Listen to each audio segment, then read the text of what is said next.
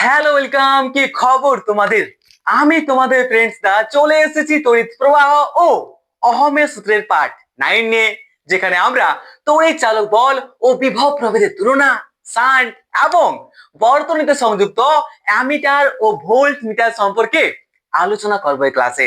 সেইটা অনেক সহজ আর মজার সাথে, তাই চাপের কোনো ব্যাপার নেই।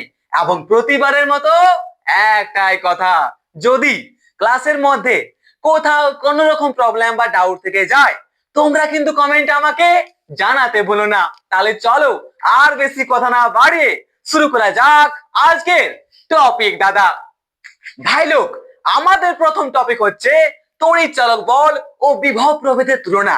আমরা অনেক সময় তড়িৎ চালক বল ও বিভব প্রভেদকে একই ধরে নিয়ে নানা রকমের প্রবলেম সলভ করে থাকি, কিন্তু আমাদের এই দুটি বিষয় কিন্তু এক নয়। কিভাবে, চলো সেই সম্পর্কে বোঝা যাক, সেটাও তুলনার মধ্য দিয়ে। তাহলে পয়েন্ট নাম্বার 1, আমরা কি জানি আমাদের তড়িৎ উৎস অন্য কোন প্রকার শক্তিকে তড়িৎ শক্তিতে রূপান্তরিত করে? জানি কিনা? একদম জানি। আর আমাদের একটি তড়িৎ উৎসের এক্সাম্পল হচ্ছে কি? একটি তড়িৎ কোষ বা ব্যাটারি, ঠিক কিনা? একদম ঠিক। তাহলে আমাদের তড়িৎ উৎসের মধ্যে কয়েকটিতে সাধারণত, যেমন তড়িৎ কোষ বা ব্যাটারিতে কি হয়, রাসায়নিক শক্তি তড়িৎ শক্তিতে রূপান্তরিত হয়। এরপর সেই তড়িৎ শক্তি যদি তড়িৎ উৎসের মধ্যে সঞ্চিত হয়ে থাকে, তবে সেখানে আমাদের তড়িৎ চালক বল বা ইলেকট্রোমোটিভ ফোর্সের সৃষ্টি হয়। এটা আমরা জানি কিনা? একদম ঠিক দাদা। এরপর আমরা যখনই সেই ব্যাটারি বা তড়িৎ কোষ বা তড়িৎ উৎসটিকে আমরা একটা বহির্বর্তনীর সঙ্গে সংযুক্ত করে দিই, তখন সেই বহির্বর্তনীতে আমাদের কি হয়, আমাদের সেই বহির্বর্তনীর দুই প্রান্তের মধ্যে বিভব প্রভেদের সৃষ্টি হয়। এটা আমরা জানি কিনা? আশা করি মাথার মধ্যে গেল। যদি না যায় তো কোনো প্রবলেম নেই, এই তো শুরু ইয়ার, ঠিক কিনা? একদম ঠিক। আবার বলছি, দেখো আমরা কি জানি, আমাদের তড়িৎ উৎসের মধ্যে কয়েকটিতে, যেমন তড়িৎ কোষ বা ব্যাটারিতে কি হয়, রাসায়নিক শক্তি তড়িৎ শক্তিতে রূপান্তরিত হয়। এরপর সেই তড়িৎ শক্তি যদি তড়িৎ উৎসের মধ্যে, এটা কি রে, একটা ব্যাটারি বা তড়িৎ কোষ, মানে কি, এটা হচ্ছে একটা তড়িৎ উৎস। আমাদের তড়িৎ শক্তি যখন তড়িৎ উৎসের মধ্যে সঞ্চিত হয়ে থাকে, তখন তাকে বলা হয় কি, তড়িৎ চালক বল বা ইলেকট্রোমোটিভ ফোর্স বা ইএমএফ। জানি নিশ্চয়? একদম ঠিক। এরপর আমরা যখনই আমাদের তড়িৎ উৎস বা তড়িৎ কোষটিকে আমরা একটা বহির্বর্তনীর সঙ্গে যুক্ত করে দিই, তখন আমাদের সেই বহির্বর্তনীর দুই প্রান্তের মধ্যে বিভব প্রভেদ বা পটেনশিয়াল ডিফারেন্সের সৃষ্টি হয়। ঠিক তো? তাহলে এখন আশা করি ক্লিয়ার হয়ে গেছে যে আমাদের তড়িৎ চালক বল এবং আমাদের কি বিভব প্রভেদ আসলে কি জিনিস। কি বললাম, যে যখনই আমাদের তড়িৎ শক্তি আমাদের একটি তড়িৎ উৎসের মধ্যে সঞ্চিত হয়ে থাকে, তখন তাকে বলা হয় তড়িৎ চালক বল বা ইলেকট্রোমোটিভ ফোর্স বা ইএমএফ।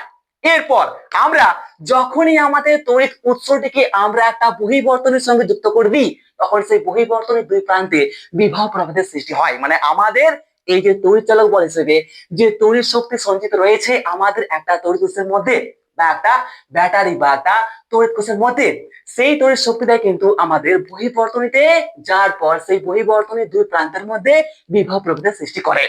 ঠিক তো? একদম ঠিক। বাস হয়ে গেল ক্লিয়ার। তাহলে কি বলতে পারি, যখন আমাদের তড়িৎ উৎসে তড়িৎ শক্তি সঞ্চিত থাকে, তখন তাকে বলা হয় তড়িৎ চালক বল। এরপর আমাদের সেই তড়িৎ উৎসটিকে যখনই আমরা বহির্বর্তনীর সঙ্গে যুক্ত করে দিই, তখন সেই বহির্বর্তনীর দুই প্রান্তের মধ্যে কি হয়, বিভব প্রভেদের সৃষ্টি হয়। ঠিক তো? একদম আশা করি বুঝতে পেরেছি। আরেকটা কথা বলতে পারি, এর ফলে কি হয়, আমাদের যখন তড়িৎ উৎসটিকে আমরা বহির্বর্তনীতে সংযুক্ত করে দিই, তখন সেই বহির্বর্তনীর দুই প্রান্তে বিভব প্রভেদের সৃষ্টি হয়। এর ফলে আমাদের কি হয়, আমাদের তড়িৎ উৎসের মধ্যে সঞ্চিত তড়িৎ শক্তিটি কি হয়, আমাদের অন্য কোনো শক্তিতে রূপান্তরিত হয়ে বাইরে বেরিয়ে যায় বা নষ্ট হয়ে যায়। ঠিক কিনা? কিরে? একদম ঠিক। তাহলে এই যে আমরা বহির্বর্তনী নিয়েছি, সেখানে যদি আমাদের একটা বাল্ব বা একটা ডুম লাগানো থাকে, তাহলে কি বলতে পারি, আমাদের তড়িৎ উৎসের মধ্যে সঞ্চিত যে তড়িৎ শক্তি, যাকে আমরা তড়িৎ চালক বল বলছি, সেটা কি হচ্ছে, আমাদের ওই বহির্বর্তনীতে সেই তড়িৎ শক্তিটা কি হচ্ছে আমাদের আলোক শক্তি হিসেবে বাইরে বেরিয়ে আসছে। এরপর যদি আমরা বহির্বর্তনীতে একটা ফ্যান ব্যবহার করি তাহলে কি বলতে পারি আমাদের তড়িৎ শক্তি কি হচ্ছে যান্ত্রিক শক্তি হিসেবে বাইরে বেরিয়ে আসছে। তাহলে আমরা এখানে তড়িৎ চালক বল ও বিভব প্রভেদ কি সেটা ভালো করে বুঝতে পারছি। তাহলে কি আমাদের তুলনা নাম্বার 1 হচ্ছে কি, আবার বলছি একদম ক্লিয়ার। যদি কোথাও কোনো প্রবলেম হয় প্লিজ কমেন্ট আমাকে জানাও। ওকে, ঠিক তো? একদম ঠিক। আমি এমন ভাবে বলছি যাতে কি আগে পেছনে কোথাও কোনো রকম প্রবলেম বা ডাউট না থাকে। ওকে, ঠিক আছে। তাহলে কি জানি আমাদের তড়িৎ উৎসে কি হয়, আমাদের তড়িৎ উৎসে রাসায়নিক শক্তি তড়িৎ শক্তিতে রূপান্তরিত হয়। অন্য কোনো প্রকার শক্তি হতে পারে, যান্ত্রিক শক্তিও হয় তড়িৎ শক্তিতে রূপান্তরিত হয় কিনা, একদম। কিন্তু আমাদের তড়িৎ উৎসের মধ্যে কয়েকটিতে জানি কি হয় রাসায়নিক শক্তি তড়িৎ শক্তিতে রূপান্তরিত হয়, যেমন একটা তড়িৎ কোষ বা একটা ব্যাটারি। এরপর সেই তড়িৎ শক্তি যদি আমাদের তড়িৎ উৎসের মধ্যে সঞ্চিত থাকে তবে সেখানে তড়িৎ চালক বলের সৃষ্টি হয়। আবার আমরা যখনই সেই তড়িৎ উৎসটিকে একটি বহির্বর্তনীর সঙ্গে সংযুক্ত করে দিই তখন সেই বহির্বর্তনীর দুই প্রান্তের মধ্যে বিভব প্রভেদের বা পটেনশিয়াল ডিফারেন্সের সৃষ্টি হয়। Doubt clear? একদম ঠিক। এরপর আমরা আমাদের তুলনা নাম্বার 1 বলতে পারি কি 2 নাম্বার, অর্থাৎ কি পয়েন্ট নাম্বার 2। পয়েন্ট নাম্বার 2 বলতে পারি কি কি বলতে পারি আমরা বলতে পারি যে আমাদের একটি তড়িৎ উৎসের মধ্যে তড়িৎ চালক বল বা ইলেকট্রোমোটিভ ফোর্স বা ইএমএফ আছে বলে কিন্তু আমাদের বহির্বর্তনীর দুই প্রান্তের মধ্যে বিভব প্রভেদের সৃষ্টি হয়। এটা আমরা বলতে পারি কিনা? নিশ্চয়ই বলতে পারি। ক্লিয়ার? দেখতে পাচ্ছি না যে আমাদের একটি পয়েন্ট নাম্বার 2 কি বলতে পারি? পয়েন্ট নাম্বার 2 আমরা বলতে পারি যে আমাদের কি একটি তড়িৎ উৎসের মধ্যে তড়িৎ চালক বল বা ইএমএফ অবস্থিত আছে বলে কিন্তু আমাদের ওই বহির্বর্তনীতে বিভব প্রভেদ সৃষ্টি হচ্ছে। ঠিক কিনা? তাহলে আমরা কি এখানে বলতে পারি যে আমাদের যদি বলা হয় এখানে তড়িৎ চালক বলকে কারণ, তাহলে আমাদের ওই বহির্বর্তনের দুই প্রান্তের মধ্যে সৃষ্ট বিভব প্রভেদকে আমরা কি ফল বলতে পারি? নিশ্চয়ই বলতে পারি। ঠিক কিনা? ডাউট ক্লিয়ার হয়েছে? আশা করি ডাউটটা ক্লিয়ার হয়েছে। তাহলে এটা হচ্ছে কি তুলনা নাম্বার 2, কি যে আমাদের একটি তড়িৎ উৎসের মধ্যে তড়িৎ চালক বল থাকে বলে কিন্তু আমাদের বহির্বর্তনীর দুই প্রান্তের মধ্যে বিভব প্রভেদ বা পটেনশিয়াল ডিফারেন্সের সৃষ্টি হয়। তাই আমরা বলতে পারি যদি আমরা কখনো আমাদের তড়িৎ চালক বলকে কারণ বলে থাকি তাহলে আমাদের ওই দুই প্রান্তের বিভব প্রভেদ বা পটেনশিয়াল ডিফারেন্সকে আমরা কিন্তু বলবো কি আমাদের ফল। ক্লিয়ার? Very good. এরপর আমাদের পয়েন্ট নাম্বার 3 কি বলতে পারি? আমরা পয়েন্ট নাম্বার 3 বলতে পারি এই যে কি জানি যে আমাদের তড়িৎ চালক বল ও বিভব প্রভেদের যে একক সেটি কিন্তু এক, কি জানি ভোল্ট। ঠিক আছে? একদম ঠিক। আমরা এখানে তড়িৎ চালক বল ও বিভব প্রভেদের মধ্যে কি করছি কম্পারিজন করছি, তুলনা করছি। তাই কি বলতে পারি যে আমাদের তড়িৎ চালক বল ও বিভব প্রভেদের মধ্যে কি আছে মিলও আছে আবার অমিলও আছে, সেগুলোকে কিন্তু আমরা এখানে লক্ষ্য করছি। ঠিক কিনা? একদম ঠিক। তাহলে প্রথমে কি জানলাম পয়েন্ট নাম্বার 1 জানলাম যে আমাদের তড়িৎ চালক বল এবং বিভব প্রভেদ কখন কিভাবে সৃষ্টি হয়, জানলাম কিনা? একদম জানলাম। এরপর জানলাম পয়েন্ট নাম্বার 2 তে কি জানলাম যে আমাদের একটি তড়িৎ উৎস যেমন একটি তড়িৎ কোষ বা ব্যাটারির মধ্যে কি হয় তড়িৎ চালক বল থাকে বলে কিন্তু আমাদের বহির্বর্তনীতে দুই প্রান্তের মধ্যে কি হয় বিভব প্রভেদের সৃষ্টি হয়। ঠিক তো? তাই কি তড়িৎ চালক বলকে আমরা কারণ বলে থাকলে আমরা কিন্তু আমাদের ওই দুই প্রান্তের বিভব প্রভেদ বা পটেনশিয়াল ডিফারেন্স কি বলতে পারি ফল বলতে পারি। ঠিক তো? একদম ঠিক। পয়েন্ট নাম্বার 3 কি বলতে পারছি এদের মধ্যে মিলও আছে, কি আমাদের তড়িৎ চালক বল ও বিভব প্রভেদের মধ্যে বা বলতে পারি কি তড়িৎ চালক বল ও বিভব প্রভেদের যে একক সেটি হচ্ছে একই, সেটা হচ্ছে কি আমাদের ভোল্ট। ঠিক কিনা? একদম ঠিক। তাহলে পয়েন্ট নাম্বার 4 কি বলতে পারি? পয়েন্ট নাম্বার 4টা একটু মজাদার আছে। কিভাবে দেখো, আমরা অনেকেই ভাবতে পারি যে আমাদের তড়িৎ উৎসের মধ্যে যে তড়িৎ শক্তি সঞ্চিত আছে যাকে বলা হচ্ছে কি তড়িৎ চালক বল, সেই তড়িৎ চালক বলটাই তো আমাদের ওই বহির্বর্তনীর দুই প্রান্তের মধ্যে বিভব প্রভেদের সৃষ্টি করছে, করছে কিনা? মানে আমাদের যখন একটা তড়িৎ উৎসের মধ্যে তড়িৎ শক্তি সঞ্চিত থাকছে, তখন তাকে বলছি আমরা তড়িৎ চালক বল। এরপর সেই তড়িৎ চালক বলটা যখনই আমাদের ওই বহির্বর্তনের দুই প্রান্তের মধ্যে যাচ্ছে, তখন সেখানে একটা বিভব প্রভেদ সৃষ্টি করছে। ঠিক, একদম ঠিক।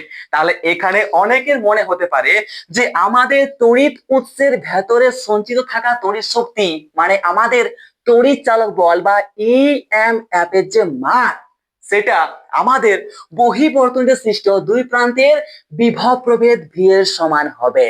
এটা বলতে পারে কিনা নিশ্চয়ই হয়তো ভাবছো এটা, কিন্তু না, এটা কিন্তু কখনো হয় না। কি হয়?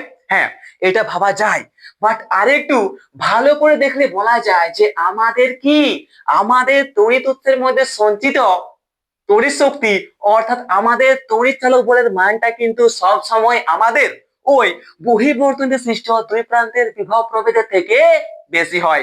মানে কি বলতে পারি, আমাদের তড়িৎ চালক বলের মান সব সময় আমাদের বিভব প্রভেদের থেকে বেশি হয়। এবার তোমার মাথায় প্রশ্ন আসবে, দাদা কিভাবে? আরে সেই সম্পর্ক দেখি তো, ঠিক কিনা? চলো দেখা যাক। তো আমরা কি জানি, আমরা আগের ক্লাসে কি পড়েছি যে আমাদের একটি তড়িৎ কোষ, কি আমাদের একটি তড়িৎ কোষ বা একটি তড়িৎ উৎসের অভ্যন্তরে একটা কি হয়, রোধের সৃষ্টি হয়। সেই রোধটাকে বলা হয় কি, কোষের অভ্যন্তরীণ রোধ, জানে কিনা, যাকে আমরা স্মল আর দ্বারা রিপ্রেজেন্ট করে থাকি। জানে কিনা? একদম জানি দাদা। তাহলে কি বলতে পারি যে আমাদের তড়িৎ কোষ বা ব্যাটারি বা তড়িৎ উৎসের অভ্যন্তরে একটা রোধ থাকে, সেই রোধটা হচ্ছে কি আমাদের কোষের অভ্যন্তরীণ রোধ। তাহলে কি বলতে পারি, আমাদের তড়িৎ উৎসের ভেতরে সঞ্চিত তড়িৎ শক্তি, মানে আমাদের তড়িৎ চালক বলটা আমাদের কোষের অভ্যন্তরীণ রোধের জন্য একটু হলেও কি বিভব নষ্ট করবে? করবে কিনা? নিশ্চয় করবে। তাহলে আমাদের এখানে কি হয়, একটা তড়িৎ উৎসের অভ্যন্তরে যে তড়িৎ চালক বল, সেই তড়িৎ চালক বলের যদি হয়, এই তড়িৎ চালক বলের মান যদি হয় 100%, ঠিক তো, তাহলে সেই 100% এর মধ্যে কম করে আমাদের কোষের অভ্যন্তরীণ রোধের জন্য কি করবে, সে 10% হলে তো খরচা করবে না? একদম দাদা। তাহলে 10% খরচা করার পর আমাদের সেই বহির্বর্তনীর দুই প্রান্তের মধ্যে বিভব প্রভেদ সৃষ্টি করবে। তাহলে যদি আমাদের তড়িৎচালক বলের মধ্যে, যদি আমাদের তড়িৎ চালক বলের 100% এর মধ্যে 10% আমাদের কোষের অভ্যন্তরীণ রোধের জন্যই নষ্ট করে থাকে, তাহলে কি আমাদের ওই বহির্বর্তনীর দুই প্রান্তের বিভব প্রভেদের মধ্যে কতটা সৃষ্টি করবে বা কতটা খরচ করবে আমাদের ওই শক্তিটা? কত? 90%। কি বলতে পারি যে আমাদের 100% এর মধ্যে আমাদের 10% এখানে খতম হয়ে গেছে, মানে এখানে থাকবে কত, আমাদের বিভব প্রভেদের মধ্যে মানটা হবে কত, 100% মাইনাস 10% সমান বলতে পারি আমাদের 90% থাকবে। তার জন্য কি বলতে পারি যে আমাদের তড়িৎ কোষের বা যে কোনো একটা জায়গায়, ঠিক আছে, আমাদের সব সময় কি হয়, আমাদের তড়িৎ চালক বলের মান সব সময় কিন্তু আমাদের বহির্বর্তনে সৃষ্ট দুই প্রান্তের বিভব প্রভেদ বা পটেনশিয়াল ডিফারেন্সের কিন্তু থেকে বেশি হয়। ঠিক তো? আশা করি বুঝতে পেরেছ, কোথাও কোনো রকম প্রবলেম হয়নি। আবার বলছি, যদি এখানে কোনো রকম প্রবলেম হয় তো প্লিজ আবার বলছি, পুরো কমেন্ট বক্সটা ফাঁকা পড়ে আছে কার জন্য? আরে শুধু আর শুধুমাত্র তোমার জন্য। নির্দ্বিধায় জানাও यार, কোথায় সমস্যা হচ্ছে নির্দ্বিধায় জানাও, ঠিক আছে? যদি বুঝতে না পারো না, আমি আবার বোঝাবো, একটা শর্ট ভিডিও হলেও নিয়ে আসবো, ঠিক আছে, তোমার জন্যই। তাই বলছি যে এখানে বুঝে নিয়ে যাও, বিনা বুঝে মানে টাইম নষ্ট করে এখানে ফায়দা নাই, ঠিক তো? বাস, তাহলে কি বলতে পারি যে আমাদের পয়েন্ট নাম্বার 4 হচ্ছে কি, যে আমাদের তড়িৎ চালক বলের মান সব সময় আমাদের ই এম এফ, আমাদের তড়িৎ চালক বলের মান সব সময় আমাদের ওই বিভব প্রভেদের থেকে বেশি হয়। কিভাবে হয় এটা আমরা দেখতে পেলাম, যে আমাদের তড়িৎ উৎসের অভ্যন্তরে যে তড়িৎ চালক বল থাকে, সেই তড়িৎ চালক বল সেই কোষের অভ্যন্তরীণ রোধের জন্য কিছুটা বিভব নষ্ট করে থাকে, তারপর সেই শক্তিটা আমাদের দুই প্রান্তের মধ্যে বিভব প্রভেদ সৃষ্টি করে। তাই বলতে পারে কি আমাদের তড়িৎ চালক বলের মান সবসময় কিন্তু আমাদের দুই প্রান্তের বিভব প্রভেদের থেকে বেশি হয়। ঠিক, ভেরি গুড। এরপর আমরা পয়েন্ট নাম্বার 5 কি বলতে পারি সেই সম্পর্কে দেখো। আমরা পয়েন্ট নাম্বার 5 বলতে পারি কি, বোঝো, আমাদের কখনো কি আমাদের এই দুই প্রান্তের বিভব প্রভেদ ভি এবং আমাদের ওই কোষের বা আমাদের এই তড়িৎচালক বল ইএমএফ সমান হবে না? হতে পারে। কখন হতে পারে সেই সম্পর্কে বোঝো। কি বললাম শোনো, দেখো আমাদের পয়েন্ট নাম্বার 5 হচ্ছে যে আমাদের এই তড়িৎচালক বল আমাদের বিভব প্রভেদের সমান হয়। কখন হতে পারে সেই সম্পর্কে বোঝো। কি করে? দেখো, যদি আমাদের কি হয়, যদি আমাদের এই বর্তনীটা মুক্ত বা খোলা অবস্থায় থাকে তাহলে কি বলতে পারি যে আমাদের ওই বর্তনীর মধ্য দিয়ে কিন্তু কারেন্ট ফলো করবে না। করবে কি না? তাহলে কি বলতে পারি, যখন আমাদের ওই বহি বর্তনীটা মুক্ত বা খোলা অবস্থায় থাকে তখন কি হয়, আমাদের কোষের মধ্যে যে অভ্যন্তরীণ রোধ স্মল আর সেটা কিন্তু সৃষ্টি হবে না। কেন সৃষ্টি হয়? আমাদের এই কোষের অভ্যন্তরীণ রোধটা কেন সৃষ্টি হয়? যখন আমাদের কি জানি, যখন আমাদের ওই বর্তনীর মধ্যে কারেন্ট ফলো করে তখন সেই কারেন্টটা আমাদের এই কোষের মধ্য দিয়ে যাওয়ার সময় সেই কারেন্টটাকে বাধা দিয়েছে, সেটাকে বলা হয় কি আমাদের কোষের অভ্যন্তরীণ রোধ। জানি কি না? একদম এই সম্পর্কে ভালো করে পড়েছি আমরা আগের ক্লাসে। তাও যদি ডাউট থাকে তো প্লিজ কমেন্ট আমাকে জানাও। ওকে, তাহলে কি বলতে পারি যে আমাদের যদি বর্তনী বা সার্কিটটি ওপেন বা মুক্ত বা খোলা অবস্থায় থাকে তাহলে সেই বর্তনীর মধ্য দিয়ে কোনো প্রকারের প্রবাহ মাত্রা পাওয়া যাবে না। তাহলে কি হবে, আমাদের কোষের মধ্যে যে অভ্যন্তরীণ রোধ সেটা কিন্তু সৃষ্টি হবে না। তাহলে কি বলতে পারি, আমাদের এই কোষের মধ্যে উপস্থিত তড়িৎচালক বল আমাদের কি হবে, যেহেতু কোষের অভ্যন্তরীণ রোধের জন্য নষ্ট হচ্ছে না তাই কি বলতে পারি আমাদের এখানে 100% যদি হয় তাহলে এখানে কত হবে, 100% কিন্তু দাদা সৃষ্টি হবে। মানে বলতে পারি কি যখন আমাদের একটি বর্তনী বা সার্কিট ওপেন বা খোলা অবস্থায় থাকে তখন সে বর্তনীতে আমাদের ওই কোষের মধ্যে উপস্থিত তড়িৎচালক বলের মান এবং আমাদের ওই বর্তনীর দুই প্রান্তের মধ্যে সৃষ্ট বিভব প্রভেদের মান কিন্তু সমান হবে। ঠিক না? Very good. এরপর আমরা দেখব কি আমাদের পয়েন্ট নাম্বার 6। পয়েন্ট নাম্বার 6 কি? দেখো ভাই, পয়েন্ট নাম্বার 6 কি বলছে, একটি ত্রুটিহীন যদি অনেক ভালো থাকে, ঠিক আছে, মানে কোনো ত্রুটি নেই, একটি ত্রুটিহীন তড়িৎ কোষ, মনে করো এর মধ্যে কোনো প্রকারের ত্রুটি নেই, একদম ত্রুটিহীন, মানে কি কোনো প্রকারে কিন্তু এখানে ড্যামেজ বা খারাপি নেই। ওকে, ঠিক আছে। তাহলে আমাদের একটি ত্রুটিহীন তড়িৎ কোষের যে তড়িৎচালক বল সেটি হচ্ছে একটা কি ধ্রুব রাশি। মানে আমাদের একটি ত্রুটিহীন তড়িৎ কোষের অভ্যন্তরে যে তড়িৎচালক বল বা ইলেকট্রোমোটিভ ফোর্স বা ইএমএফ উপস্থিত থাকে তার কিন্তু কোনো প্রকারের পরিবর্তন হয় না। মানে কি বলতে পারি যে আমাদের একটি ত্রুটিহীন তড়িৎ কোষের অভ্যন্তরে যে তড়িৎচালক বল থাকে সেটি কি একটি ধ্রুব রাশি। কিন্তু আমরা কি জানি, আমাদের একটি ফর্মুলা আমরা কালকে পেয়েছি কি দাদা, সেটা হচ্ছে আমাদের কি ভি সমান ই মাইনাস আই আর। এটা কি মনে আছে কালকের পড়াটা? কালকের এই সমীকরণটা কি মনে আছে? নিশ্চয়ই মনে আছে। কি ভি সমান ই মাইনাস আই আর, জানে কি না? অফকোর্স জানি। যেখানে আমাদের ই হচ্ছে কি তড়িৎ চালক বল, ঠিক তো, আই হচ্ছে কি তড়িৎ প্রবাহ এবং স্মল আর হচ্ছে কি আমাদের কোষের মধ্যে সৃষ্ট অভ্যন্তরীণ রোধিয়ার এবং ভি হচ্ছে কি বিভব প্রভেদ। তাহলে আমরা আমাদের এই ভি সমান ই মাইনাস আই আর এই সমীকরণ থেকে আমরা বলতে পারি কি, যদি আমাদের এই আই অর্থাৎ কি আমাদের এই আই তড়িৎ প্রবাহের পরিবর্তন হয়, কম বা বেশি হয়, তাহলে কি হবে, আমাদের ওই বর্তনীর মধ্যে সৃষ্ট কি বর্তনীর দুই প্রান্তের মধ্যে সৃষ্ট বিভব প্রভেদ বা পটেনশিয়াল ডিফারেন্সের মান কিন্তু পরিবর্তিত হবে, অর্থাৎ হ্রাস বা বৃদ্ধি পাবে। যদি আমাদের ওই কি, যদি আমাদের ওই বর্তনীর মধ্যে কি হয়, বর্তনীর মধ্যে প্রবাহিত আমাদের প্রবাহ মাত্রা বা তড়িৎ আয়ের মানটা যদি বাড়ে তাহলে কি হবে, বাড়ে বা কমে, তাহলে আমাদের কি হবে, দেখতে পাচ্ছি কি আমাদের এই দুই প্রান্তের মধ্যে যে বিভব প্রভেদ বা পটেনশিয়াল ডিফারেন্স সৃষ্টি হচ্ছে তার কিন্তু পরিবর্তন হবে। তাহলে কি বলতে পারি যে আমাদের কি, আমাদের একটি ত্রুটিহীন তড়িৎ কোষের যে তড়িৎ চালক বল সেটি হচ্ছে একটা ধ্রুব রাশি, কিন্তু আমাদের ওই কোষটার মধ্যে জড়িত বা যুক্ত যে বহির্বর্তনী আছে সেই বহির্বর্তনী দুই প্রান্তের মধ্যে যে বিভব প্রভেদ সৃষ্টি হবে সেটা কিন্তু সব সময় পরিবর্তনীয়, মানে তার কিন্তু সেটি কিন্তু একটা কিরে ধ্রুবরাশি বা কনস্ট্যান্ট নয়। ঠিক তো? ভেরি গুড, বাস ইতনাই समझना था। যদি এখান পর্যন্ত কোথাও কোনো রকম প্রবলেম থাকে তাহলে প্লিজ, পুরো কমেন্ট বক্স ফাঁকা পড়ে আছে, আর চিন্তার কোনো ব্যাপার নেই, আমি তোমাদের ফ্রেন্ডসটা, ওকে? যা কিছু সমস্যা আছে ঝেড়ে বলো। যদি এখন পর্যন্ত আমাদের এই তড়িৎচালক বল ও বিভব প্রভেদের তুলনার মধ্যে কোথাও কোনো রকম ত্রুটি তোমাদের মধ্যে থেকে থাকে তো আবার বলছি, পুরো কমেন্ট বক্সটা ফাঁকা পড়ে আছে, পুরো কমেন্ট বক্সটা ফাঁকা পড়ে আছে। আরে চিন্তার কি আছে, একদম সহজ করে তো বুঝছি, ঠিক আছে? তাও যদি বুঝতে অসুবিধা হয় তো বলে দিয়েছি, আর বারবার করে বলার কোনো প্রয়োজন নেই। ঠিক তো?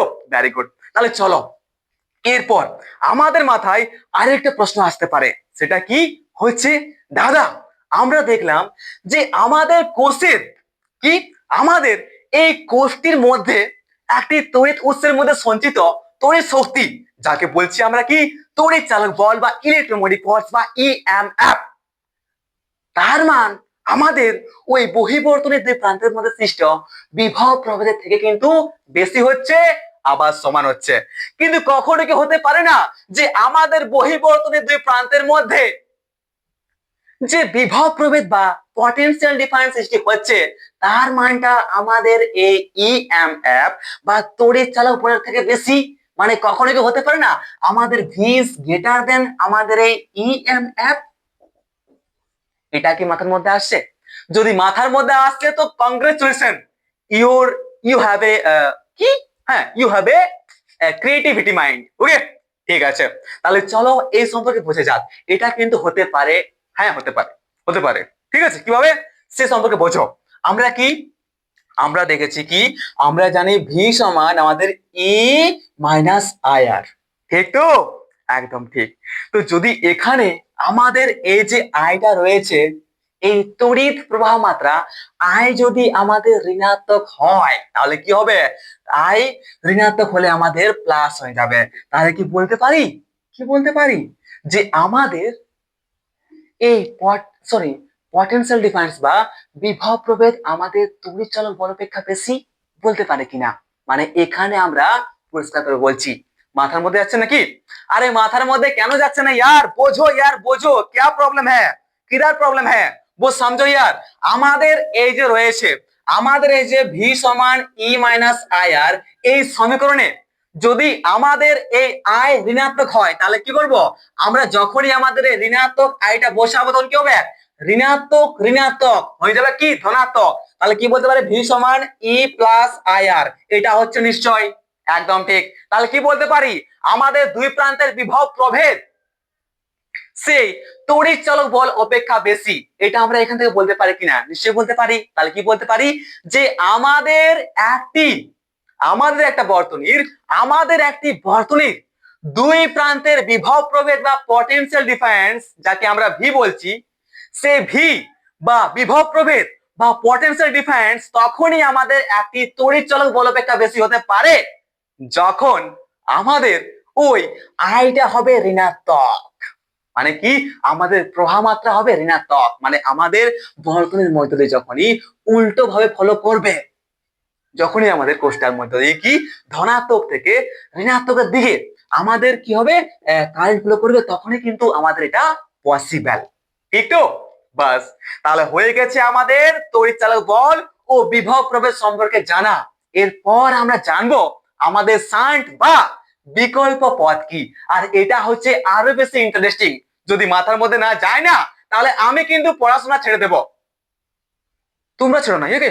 আমি ছেড়ে দেবো, ঠিক তো? बस তাহলে চলিয়ে দেখতে হ্যাঁ क्या होता है शांट বা বিকল্প পথ।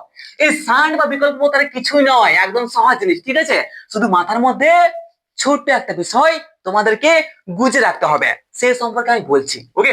চলো চলো চলো চলো চলো দেখতে হ্যাঁ। অনেকে বলছে যে দাদা ফিজিক্স হচ্ছে পুরো হার্ড, ফিজিক্স কিন্তু মাথার মধ্যে ঢুকছে না। তো ভাই এরকম কিছু নয়, ফিজিক্স হচ্ছে সব থেকে সহজ একটা সাবজেক্ট, অনেক বেশি ইন্টারেস্টিং। ফিজিক্স থেকে আমরা প্রত্যেকটা বিষয় জানতে পারি, মানে প্রত্যেকটা বিষয় কিন্তু আমাদের ঘরোয়া ব্যবহারের সাথে জড়িত। যেমন আমাদের এই যে কোষের অভ্যন্তরের রোধ, এখানে যে কোষটা ব্যাটারি, সে ব্যাটারি ঘরে আছে আমাদের, আছে কিনা? এবং ব্যাটারির মধ্যে কি আছে? অভ্যন্তরীণ রোধ দেওয়া আছে। মানে বলতে পারে কি, ব্যাটারি কোষের অভ্যন্তরীণ রোধ, বিভব প্রভেদ, কারেন্ট, সবকিছু আমাদের ঘরের মধ্যে উপস্থিত আছে। তাই কি বলতে পারি যে সব থেকে বেশি ইন্টারেস্টিং আর মজাদার সাবজেক্টই হচ্ছে আমাদের ফিজিক্স। মানে আমরা কি, আমাদের চারপাশে যা কিছু আছে না, লাইট থেকে শুরু করে বোর্ড পর্যন্ত, ফ্যান পর্যন্ত, আমি পর্যন্ত, সবই হচ্ছে ফিজিক্স। ঠিক কিনা? আরে ফিজিক্স ইয়ার, মাথার মধ্যে ঢুকাও ইয়ার। ঠিক তো? Very good. তাহলে চলো এবার দেখা যাক কি আমাদের শান্ট কি। শান্ট, শান্ট ইয়ার, শান্ট, SHUNT, শান্ট, বা বলতে পারে কি বিকল্প পথ। বিকল্প পথ কেন বলছি আর, বিকল্প পথ কেন বলা হচ্ছে সেই সম্পর্কে বোঝো। শান্টের থেকে সহজ আর কোন ফিজিক্সে বিষয় নেই, শান্টের থেকে সহজ আর কোন টপিক নেই আমাদের ফিজিক্সের মধ্যে। দেখো, ইমাজিন করো, আমাদের একটা এত মোটা পাইপে কি হচ্ছে, জল প্রবাহিত হচ্ছে। এরপর আমরা সেই এত মোটা পাইপের মধ্যে যদি আমরা একটা সরু পাইপ লাগাই দিই মাঝখানটাতে, ঠিক আছে, কি হচ্ছে, আমাদের এত মোটা হচ্ছে একটা পাইপ, ঠিক তো? এবার সেই এত মোটা পাইপটার মধ্য দিয়ে আমাদের প্রচন্ড প্রেসারে জল প্রবাহিত হচ্ছে, ঠিক আছে? বাস, এরপর আমাদের এত মোটা পাইপ দিয়ে এত পরিমাণে জলটা প্রবাহিত হচ্ছে, সেখানে যদি আমরা একটা সরু পাইপ লাগাই দিই, তাহলে আমাদের সেই সরু পাইপটা ফাটিয়ে ফুটে যাবে কিনা সেটা তোমরা কমেন্টে আমাকে জানাও। যাবে কি নাই? হ্যাঁ, ফাইটিবে না যদি লোহার হয়তো, বাট এটা হচ্ছে কি অনেক, মানে জাস্ট একটা হচ্ছে প্লাস্টিকের পাইপ, ঠিক আছে? তাহলে কি বলতে পারি যে আমাদের একটা এত মোটা প্লাস্টিকের পাইপ দিয়ে আমাদের প্রচন্ড জোরে, প্রচন্ড জল প্রবাহিত হচ্ছে। এরপর সেই মোটা পাইপটার মাঝখানে যদি আমরা একটা সরু প্লাস্টিকের পাইপ লাগাই দিই, তাহলে আমাদের জলের প্রেসারটা কি করবে, আমাদের সরু প্লাস্টিকের এই পাইপটা কি করবে, ফাটায় দিবে, ক্ষতিগ্রস্ত করে দিবে। দিবে কিনা? নিশ্চয় দিবে।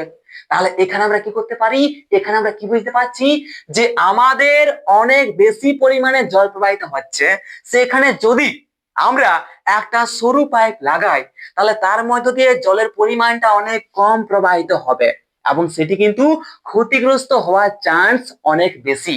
তাহলে এখানে আমরা বিকল্প পথ ব্যবহার করতে পারি। কিরকম?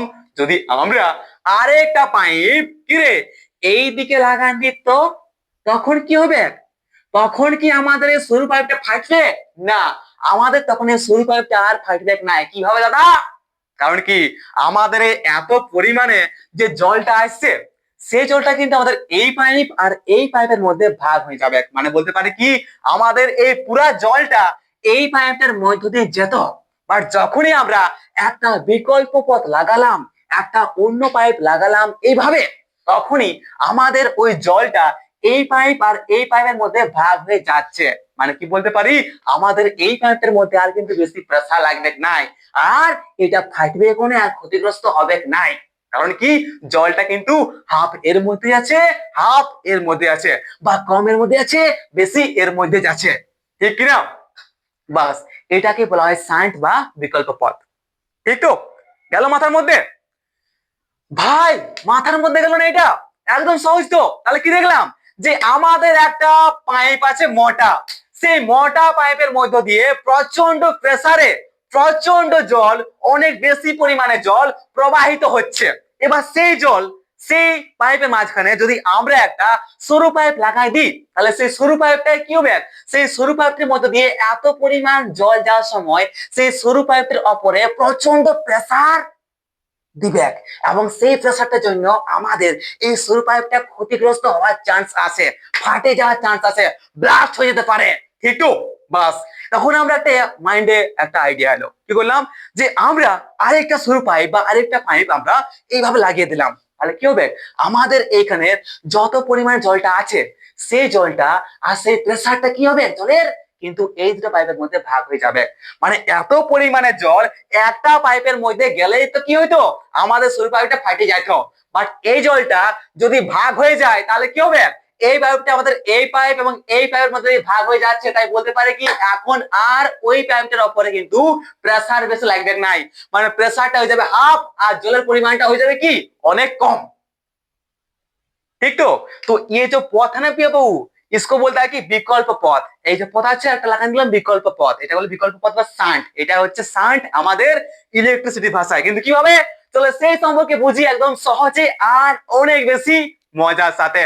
চলো সেই সম্পর্কে তাহলে দেখা যাক, ঠিক তো ভাই? একদম দাদা।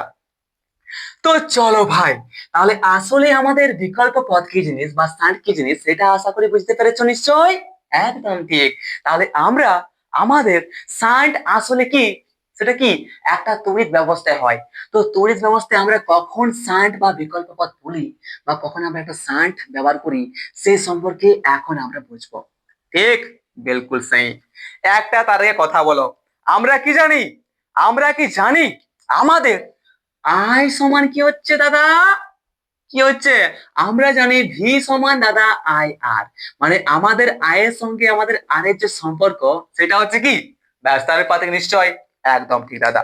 তো আমরা জানি আমাদের ওহমের সূত্র থেকে আমরা জানি আমাদের আয়ের সঙ্গে আমাদের আর এর যে সম্পর্ক সেটা হচ্ছে ব্যস্তানুপাতিক। মানে কি আমাদের প্রবাহ মাত্রা আই এবং আমাদের আর এই রোধের মধ্যে যে সম্পর্ক সেটা হচ্ছে ব্যস্তানুপাতিক। মানে বলতে পারে কি আমাদের কোন একটা পরিবাহীর যত কম রোধ হবে ততই সেই পরিবাহের মধ্য দিয়ে বেশি পরিমাণে আমাদের তড়িৎ প্রবাহিত হবে।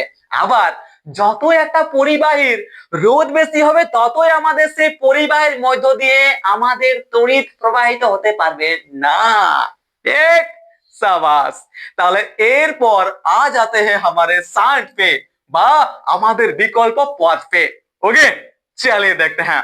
তো ভাই একটা কথা বোঝো, আমাদের বাড়িতে কিন্তু নানা রকমের লাইট, ফ্যান, ফ্রিজ, আয়রন ব্যবহার করা হয়।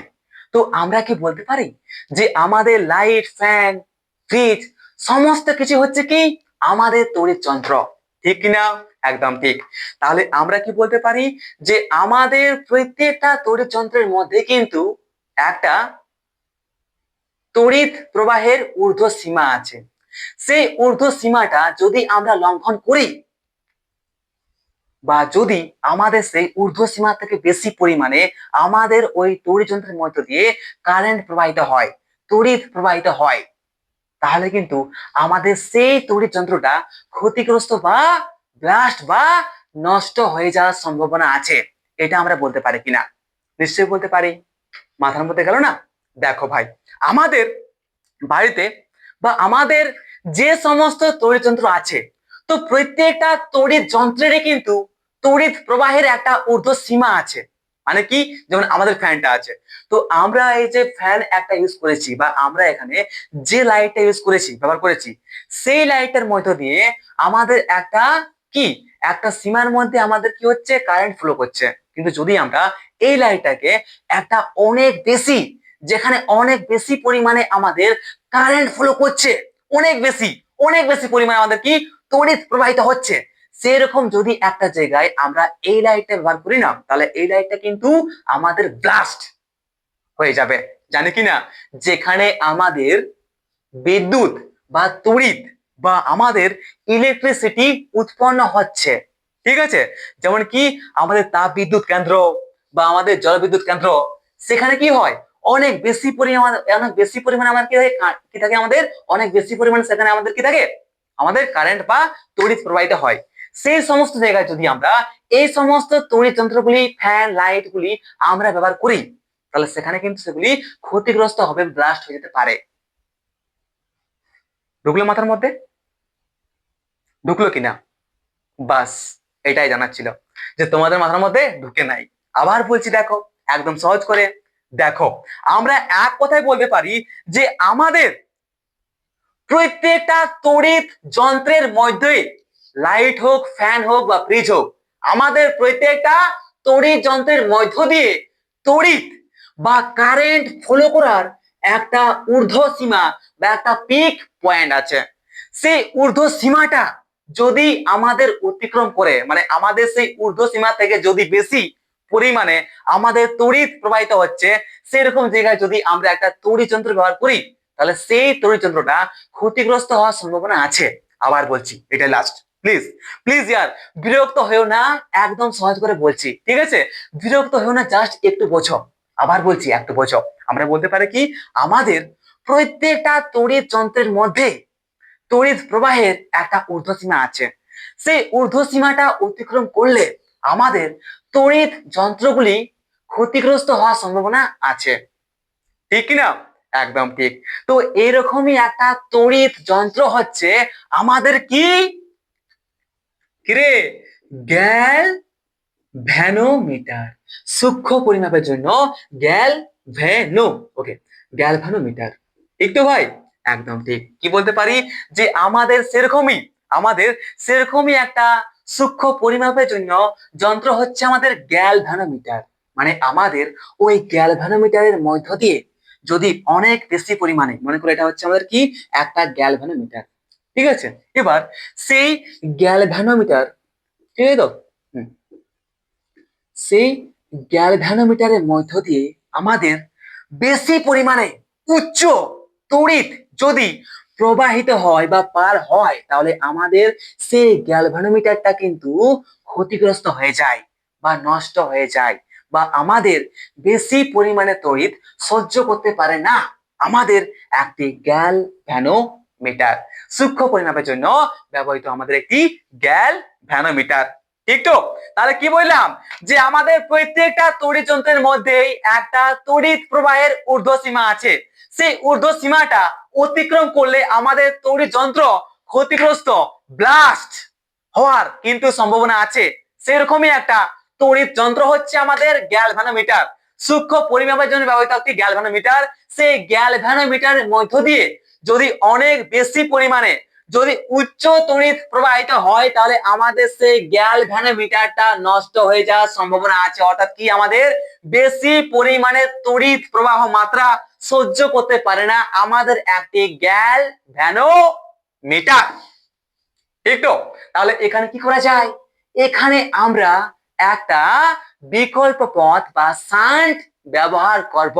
কিভাবে, চলো সেই সম্পর্কে বুঝি। মানে শান্ট আসলে কি জিনিস সেটা এবার ভালো করে বুঝে না যাক, ঠিক তো?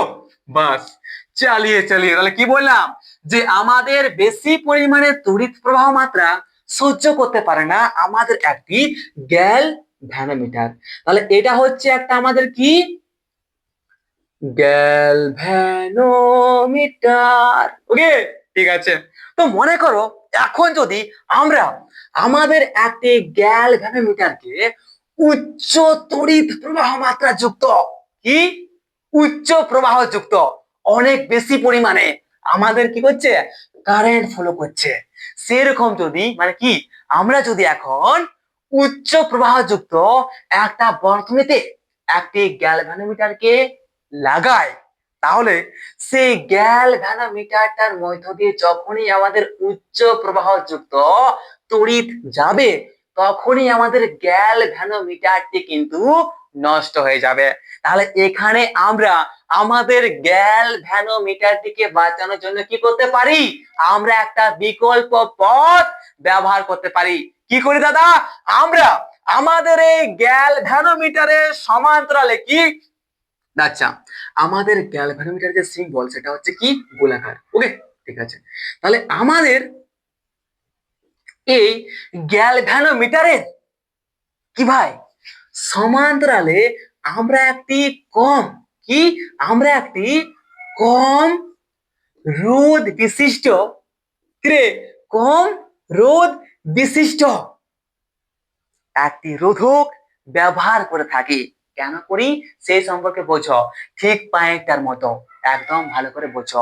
কি করলাম, যে আমরা আমাদের উচ্চ প্রবাহের সঙ্গে, আমাদের উচ্চ প্রবাহ যুক্ত যখনই একটা বর্তনীর সঙ্গে আমরা একটি গ্যালভানোমিটার লাগাই, তখন সেই গ্যালভানোমিটারটা আমাদের ক্ষতিগ্রস্ত বা নষ্ট হয়ে যেতে পারে। তাই আমরা সেই গ্যালভানোমিটারটিকে নষ্টের হাত থেকে বাঁচানোর জন্য আমরা সেই গ্যালভানোমিটারের সমান্তরালে একটি কম, কি, কম মানে রোধ, রোধটা কত, রোধটা কম, কম মানে রোধ যুক্ত একটা রোধক আমরা ব্যবহার করে থাকি।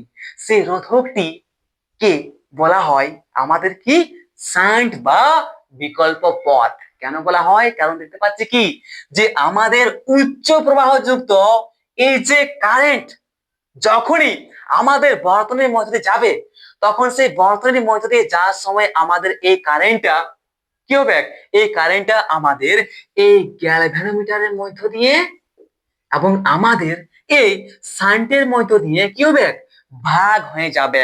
মানে কি বলতে পারি, আমাদের উচ্চ প্রবাহযুক্ত কারেন্টটা একেবারে একই সঙ্গে কিন্তু আমাদের এই গ্যালভ্যানোমিটারের মধ্য দিয়ে যাচ্ছে না, আমাদের এখানে হাফ যাচ্ছে, এখানে হাফ যাচ্ছে, বা এখানে বেশি যাচ্ছে, এখানে কম পরিমাণে যাচ্ছে।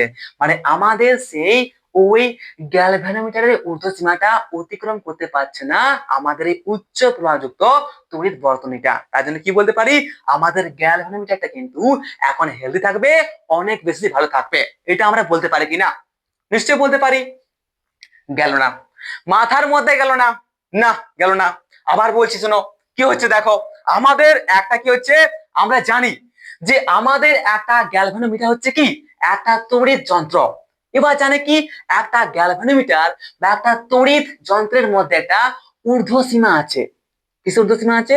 ঊর্ধ্বসীমা আছে তড়িৎ প্রবাহের।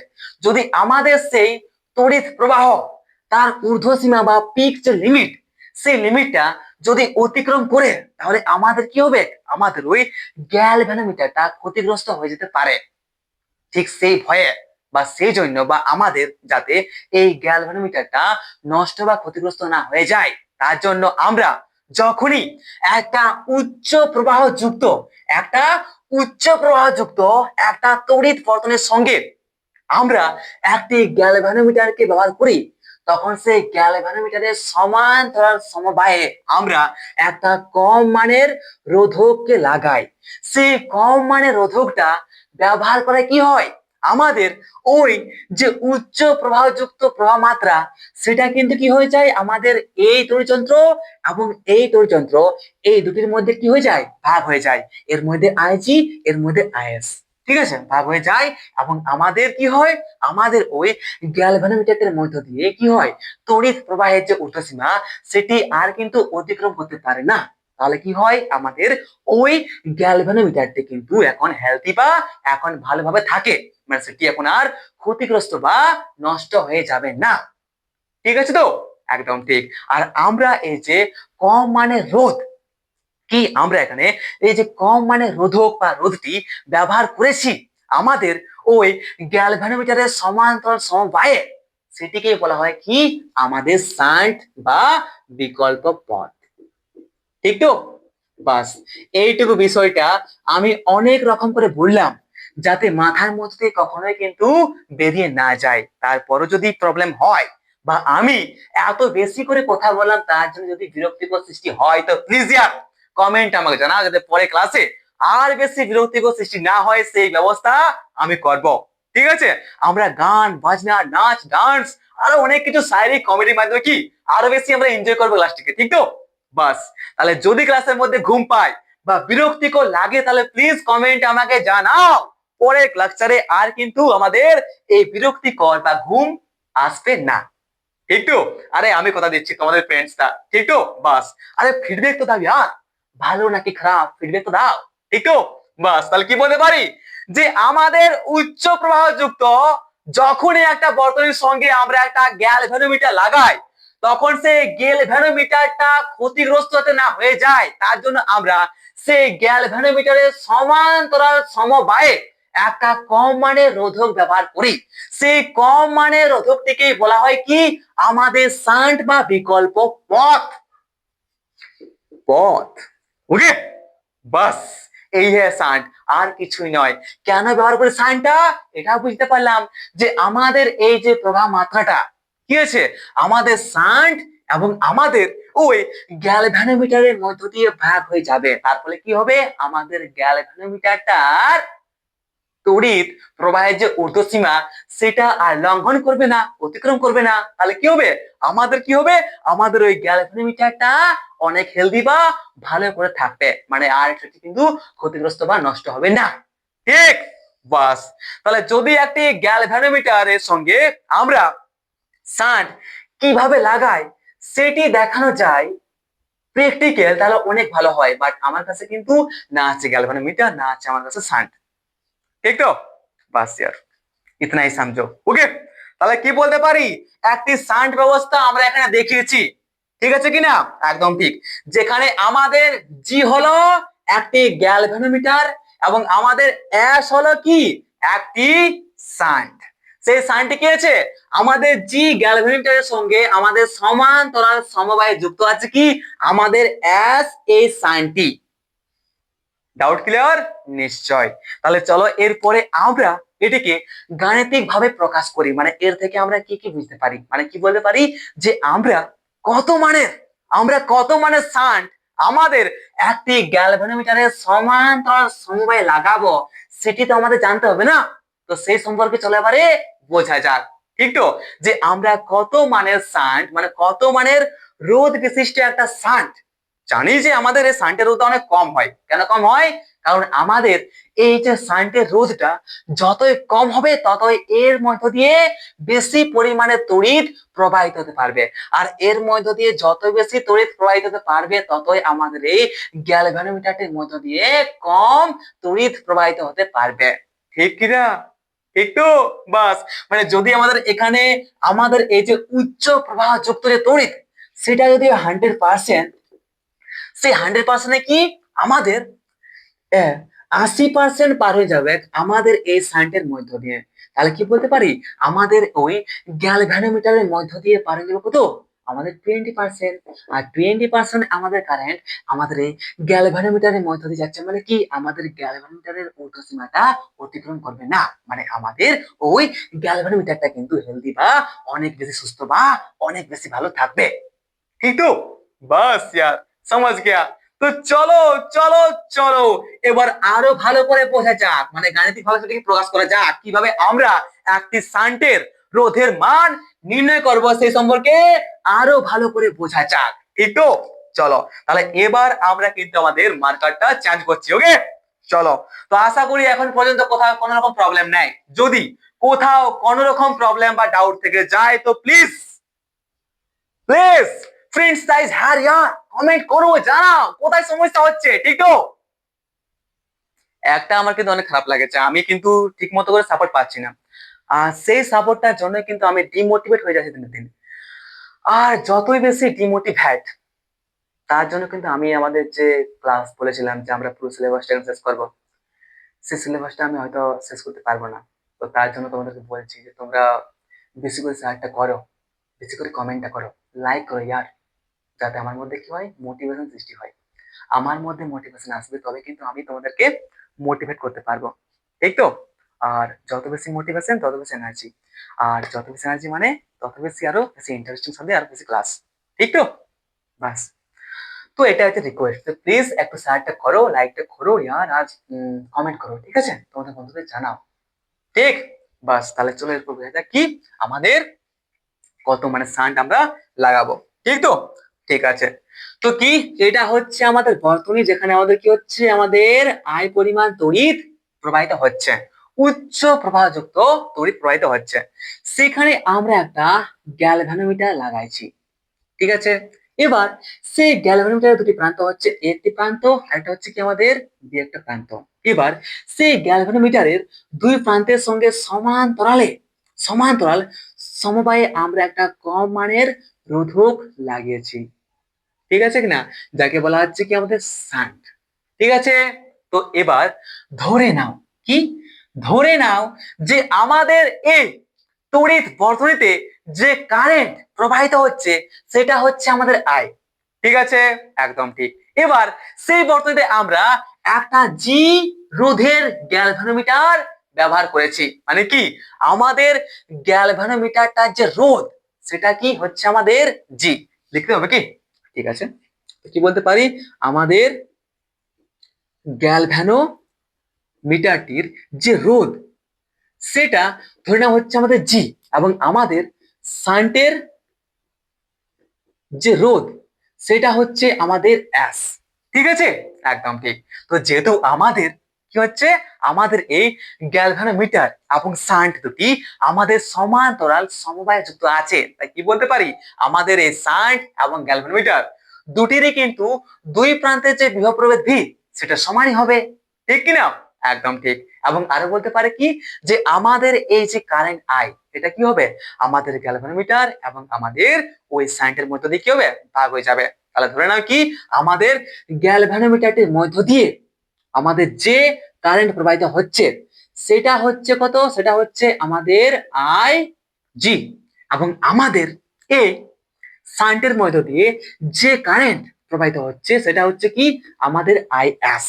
ঠিক আছে, তাহলে গ্যালভানোমিটারটির রোধ হচ্ছে কত আমাদের জি, এবং গ্যালভানোমিটারটির মধ্য দিয়ে আমাদের যে কারেন্ট প্রবাহিত হচ্ছে সেটা বলতে পারে কি আমাদের আইজি, এবং আমাদের সান্টের মধ্য দিয়ে যে কারেন্ট প্রবাহিত হতে পারে সেটা হচ্ছে কি আমাদের আইএস। তাহলে আমরা কি এখন বলতে পারি যে আমাদের আই সমান কি আমাদের আইজি প্লাস আইএস? বলতে পারে কিনা, জানে কিনা? নিশ্চয় জানি। ঠিক আছে, আমরা সবাই পড়েছি, ভালো করে জানি আমরা। ঠিক তো ভাই? একদম ঠিক। তাহলে এটা হচ্ছে আমাদের 1 নম্বর সমীকরণ। এটা আমরা বলতে পারি কিনা? নিশ্চয়। এখন আমাদের এই গ্যালভানোমিটার ও শান্ট এই দুটি কি আছে আমাদের সমান্তরাল সমবায়ে যুক্ত আছে। তাহলে কি বলতে পারি আমাদের গ্যালভানোমিটার এবং শান্টের যে তুল্য রোধ সেটা কি বলতে পারি কি আমাদের জি ও এস, মানে কি আমাদের গ্যালভানোমিটার ও শান্টের যে তুল্য রোধ সেটা কি জানি, আমরা কি জানি সেটা আমরা সবাই জানি কি হচ্ছে দাদা আমাদের আর সমান কি হবে C1 × C2/C1 + C2। এটা জানি কিনা? নিশ্চয় জানি। তাহলে এখান থেকে কি বলতে পারি আমাদের গ্যালভানোমিটার ও শান্টের যে তুল্য রোধ আর সমান কি আমরা বলতে পারি C1 কি আছে আমাদের জি আছে, তো জি, C2 কি আছে এস আছে, তাহলে কি বলতে পারি GS/G+S। এটা আমরা বলতে পারি কিনা তোমরা কমেন্টে আমাকে জানাও। নিশ্চয়ই বলতে পারি, একদম ঠিক। আবার আমাদের ওহমের যে সূত্র, ঠিক কিনা বস? তাহলে আমাদের ওহমের সূত্র থেকে আমরা আরো কিছু বলতে পারি কি আমাদের ফ্রম ওহমস ল আমরা কি বলতে পারি আমাদের VA - VB, মানে কি আমাদের ওই সমবায়টির দুই প্রান্তের যে বিভব প্রভেদ সেটা কি হচ্ছে আমাদের VA - VB। ঠিক কিনা? একদম ঠিক। তাহলে কি বলতে পারি আমরা বলতে পারি VA - VB সমান কি বলতে পারি আমরা বলতে পারি কি ফ্রম ওহমস ল আমরা বলতে পারি VA - VB বিভব প্রভেদ সমান কি আমাদের I × R। তাহলে বলো তো আমাদের এখানে যে আরটা আছে না সেই আরটির মান কি হবে আমাদের আর এর মানটা কি হবে GS/G+S। তাহলে কি আমরা এখানে GS/G+S এটা কি আমরা লিখতে পারি? বলো, অবশ্যই লিখতে পারি। এটা হচ্ছে আমাদের 2 নম্বর সমীকরণ। ঠিক তো? একদম ঠিক। তাহলে এখন আমরা আমাদের এই যে আইজি আছে না, তো এখন কি আমরা আমাদের আইজি সমান বলতে পারি কি কি বলতে পারি আমাদের আইজি সমান আমরা বলতে পারি কি আমাদের VA - VB বাই আমাদের জি। বলতে পারি কিনা? নিশ্চয়ই বলতে পারি, একদম সহজ ব্যাপার। একদম ঠিক দাদা। তাহলে কি বলতে পারি আমাদের VA - VB সমান আমরা জানি কি I × GS/G+S। তাহলে আমরা এই VA - VB এর জায়গায় কি আমরা এটা বসাতে পারি? নিশ্চয়ই পারি বসাতে। তাহলে কি বলতে পারি আমাদের আইজি সমান কি বলতে পারি আমাদের আইজি সমান আমরা বলতে পারি আমাদের I ×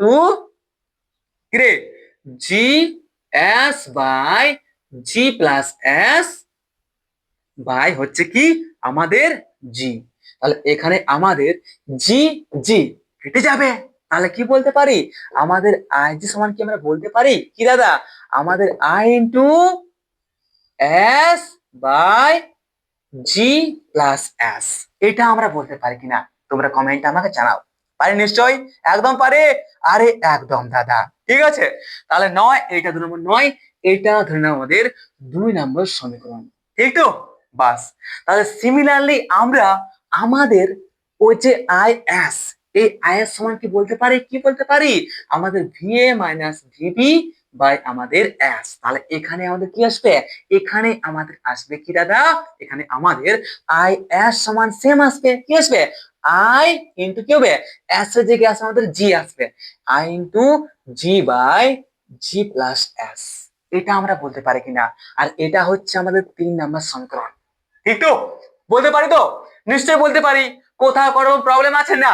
এখানে কোথাও কোনো প্রকারের কিন্তু প্রবলেম নাই। তাহলে এটা হচ্ছে আমাদের কি 2 নম্বর সমীকরণ, এটা হচ্ছে কি আমাদের 3 নম্বর সমীকরণ। ঠিক, একদম ঠিক। তাহলে এখন যদি আমরা আমাদের এই 2 নম্বর এবং 3 নম্বর সমীকরণ কে ইউজ করি, তাহলে আমরা কি এখানে বলতে পারি কি দাদা, কি বলতে পারি? দেখো, তাহলে আমরা এখন 2 নম্বর ও 3 নম্বর, এই 2 নম্বর ও 3 নম্বর সমীকরণ থেকে আমরা পাই কি পাই? আমরা বলতে পারি কি আইজি বাই আই এস সমান কি বলতে পারি আমাদের এস বাই জি। এটা আমরা বলতে পারি কিনা দেখো ভালো করে, এটা আমরা এখানে বলতে পারি কিনা। তাহলে আমাদের 2 নম্বর এবং 3 নম্বর সমীকরণ থেকে আমরা এটা পাচ্ছি দাদা। তাহলে এখানে আমরা কি বলতে পারি? এখান থেকে আমরা বলতে পারি, এর থেকে বোঝা যায় শান্টের রোধ। এর থেকে বোঝা যায় কি? এর থেকে বোঝা যায় শান্টের রোধ। কিসের রোধ? আরে এস হচ্ছে শান্ট। কি বলতে পারি যে আমাদের শান্টের রোধ, আমাদের শান্টের রোধ যদি অনেক অনেক কম হয় আমাদের এই গ্যালভানোমিটারের রোধ জি অপেক্ষা, তাহলে আমাদের এই যে আইজি আছে এই আইজি হবে অনেক অনেক কম আমাদের এই আই এস এর থেকে। এটা আমরা বলতে পারি কিনা? এখানে আমরা এটা পরিষ্কার দেখতে পাচ্ছি যে আমাদের এই 2 নম্বর এবং 3 নম্বর সমীকরণ থেকে আমরা যেটা পাচ্ছি সেখান থেকে আমরা লক্ষ্য করলে দেখতে পাই যে আমাদের এই শান্ট অর্থাৎ আমাদের শান্টের রোধ, অ্যাসের রোধ, এই শান্টের রোধ যত কম হবে, যত কম হবে ততই আমাদের এই জি এর মানটা অর্থাৎ আমাদের এই আইজি এর মানটা কম হবে আমাদের এই আইএস এর মানের থেকে। মানে কি দেখতে পাচ্ছি যে আমাদের এই আই এর যে মান তার সব থেকে বেশি পরিমাণে প্রবাহিত হচ্ছে কি আমাদের এই শান্টের মধ্য দিয়ে, আর কম পরিমাণে আমাদের কারেন্ট ফলো করছে আমাদের গ্যালভানোমিটারটির মধ্য দিয়ে। তাহলে কি হচ্ছে আমাদের গ্যালভানোমিটারটি এখন অনেক বেশি হেলদি আর অনেক বেশি সুস্থ থাকবে। ঠিক কিনা বস? একদম ঠিক। তাহলে এটা কি আমরা এখান থেকে দেখতে পাচ্ছি, ঠিক তো ভাই? একদম ঠিক। তাহলে এর থেকে বোঝা যায় শান্টের রোধ গ্যালভানোমিটার রোধের থেকে অনেক কম হলে অর্থাৎ এস গ্রেটার দেন জি হলে আমাদের কি হচ্ছে, জি হলে কি হচ্ছে আমাদের আইজিটা অনেক অনেক কম হয় আমাদের আইএস এর থেকে, আমাদের আইজিটা অনেক অনেক কম হয় আমাদের আইএস এর থেকে। ফলে মূল প্রবাহের সামান্য অংশ গ্যালভানোমিটারটির মধ্য দিয়ে যায় এবং অধিকাংশ বা বেশিরভাগ অংশই আমাদের এই শান্টের মধ্য দিয়ে যায়। ঠিক তো? Very good, nice. ওকে দাদা, এবার একটা কথা দেখি যে আমাদের এই যে পুরো শান্ট ব্যবস্থা, এই শান্ট ব্যবস্থায় কি, এই শান্ট ব্যবস্থায় মূল যে প্রবাহ, ওই মূল প্রবাহের আমাদের এই পুরো শান্ট ব্যবস্থায় আমাদের মূল প্রবাহের বলছি বলছি ওয়েট, এটা কিন্তু আমরা মুছে দিই আগে, ঠিক আছে তো? ওকে দাদা, চলো চলো চলো আর একটু বুঝে নেওয়া যাক। ঠিক, ভেরি গুড। তাহলে কি বলতে পারি আমাদের এই পুরো শান্ট ব্যবস্থায় আমাদের মূল প্রবাহের যদি 1/n অংশ আমাদের এই গ্যালভানোমিটারটির মধ্য দিয়ে যায়, তাহলে আমাদের ওই n যে সংখ্যা, এই সংখ্যাটিকে বলা হয় শান্টের ক্ষমতা। কি বলা হয়? শান্টের ক্ষমতা। ঠিক তো? এটা কিন্তু মাথার মধ্যে রাখবে কি আমাদের মূল প্রবাহের 1/n অংশ যদি আমাদের একটি গ্যালভানোমিটারের মধ্য দিয়ে যায়, তাহলে আমাদের ওই যে n সংখ্যা, ওই n সংখ্যাটিকে বলা হয় আমাদের শান্টের ক্ষমতা। গুড, ঠিক আছে দাদা। ওকে, ঠিক আছে। তাহলে এখন কি আমরা বলতে পারি, কি বলতে পারি আমাদের আইজি সমান নিশ্চয় বলতে পারি আমাদের আই ইন্টু কি আমাদের I by N, sorry 1/n, ঠিক তো? বাস, বা বলতে পারি কি और আমরা বলতে পারি আমাদের এই মার্কারটা লিখাচ্ছে না তো হটাতে হ্যাঁ। ওকে, ঠিক আছে। তাহলে কি বলতে পারি আমাদের আইজি সমান যদি আমাদের কি আমাদের এই শান্ট ব্যবস্থায় যদি আমাদের 1/n অংশ আমাদের ওই গ্যালভানোমিটারটির মধ্য দিয়ে যায় তড়িৎ, তাহলে আমাদের কি ওই n যে সংখ্যা তাকে বলা হয় শান্টের ক্ষমতা। তাহলে কি বলতে পারি আমাদের আইজি সমান i ইন্টু 1/n, বলতে পারি কি 1/ig, sorry IG by I সমান আমাদের 1/n। ঠিক তো? বলতে পারি কিনা? নিশ্চয়ই বলতে পারি। আর এখানে আমরা দেখলাম আমাদের আইজি সমান দেখলাম কি আমাদের i into S by G plus S. তাহলে আমরা যদি এটা, ঠিক আছে, আইজি এর মানটা, এই আইজি এর মানটা যদি আমরা এখানে বসান দিই তাহলে কি পাবো? তাহলে আমরা এখানে পেয়ে যাবো কি, পেয়ে যাবো আমরা এখানে এস বাই আই, আই কেটে যাবে, থাকবে কত আমাদের S by G plus S সমান 1/n। ঠিক আছে, এটা আমরা থাকবে। বা আমরা বলতে পারি কি, আমরা বলতে পারি এস বাই জি সমান হবে আমাদের 1/n-1। এটা আমরা বলতে পারি কিনা? নিশ্চয়ই বলতে পারি। বা বলতে পারি কি, আর বলতে পারি আমাদের এস সমান হচ্ছে কত, এস সমান আমরা বলতে পারি আমাদের জি বাই n-1।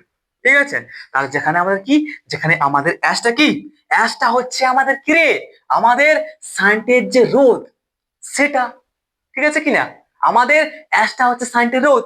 তাহলে অবশ্যই আমরা এই যে ফর্মুলা, এই যে 4 নাম্বার ফর্মুলা, এই 4 নাম্বার ফর্মুলা থেকে আমরা একদম সহজে আমরা এই 4 নাম্বার ফর্মুলা থেকে আমরা বা 4 নম্বর সূত্র থেকে আমরা অনেক সহজে কিন্তু আমাদের একটি সান্টের যে রোধ সেটি নির্ণয় করতে পারি, এস সমান জি বাই n-1। ঠিক আছে, আবার এখান থেকে আমরা আমাদের গ্যালভানোমিটারের যে রোধ সেটাও কিন্তু আমরা এখান থেকে নির্ণয় করতে পারি। ঠিক তো?